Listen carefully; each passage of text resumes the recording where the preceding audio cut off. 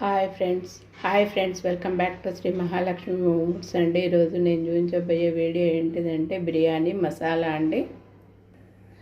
Stove ముట్టించినండి, బాండ్లీ పెట్టినండి. First మనము ధనియాలు వేసుకోవాలండి, తర్వాత మరాఠీ మొగ్గ వేసుకోవాలండి, తర్వాత బిర్యానీ పువ్వు వేసుకోవాలండి, తర్వాత బిర్యానీ ఆకు వేసుకోవాలండి, సాజీర వేసుకోవాలండి,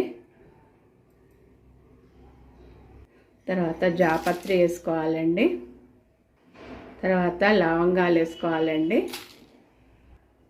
తర్వాత దాల్చిన చెక్క వేసుకోవాలండి, తర్వాత యాలకులు వేసుకోవాలండి,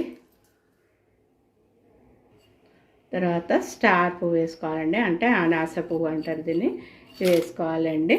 ఇవన్నీ మంచిగా డ్రైగా రోస్ట్ చేసుకోవాలండి. కొంచెము ఎండుమిర్చి కూడా వేసుకోవాలండి.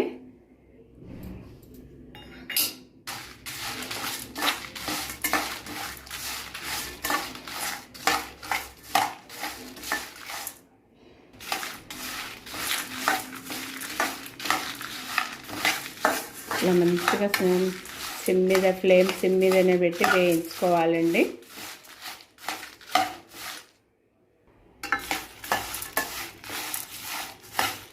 అది వేగుతుంటే ఎంత మంచి స్మెల్ వస్తుందంటే, ఎందుకంటే బిర్యానీ ఆకు వేసినాము, బిర్యానీ పువ్వు, మరాఠీ మొగ్గ, అనాసి పువ్వు అవన్నీ వేసినాం కదా.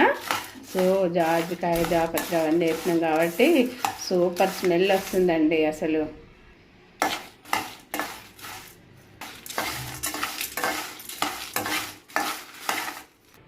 ఇలా వేగిపోయినవి వీటిని స్టవ్ బంద్ చేస్తుండండి. వీటిని చల్లారినాక గ్రైండర్ పడతానండి.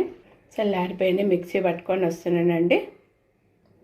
మన బిర్యానీ మసాలా పొడి రెడీ అయిపోయిందండి. ఇప్పుడు ఇది చల్లారినాక ఒక గాజు బాటిల్లో పోసి మంచిగా మూత పెట్టేది ఉంది, క్యాప్ పెట్టేస్తే ఒక సంవత్సరం అయినా ఉంటుందండి. అస్సలు ఖరాబ్ కాదు. ఇవన్నీ వేయించి చేసినాం కదా, అందుకని ఏం ఖరాబ్ కాదు.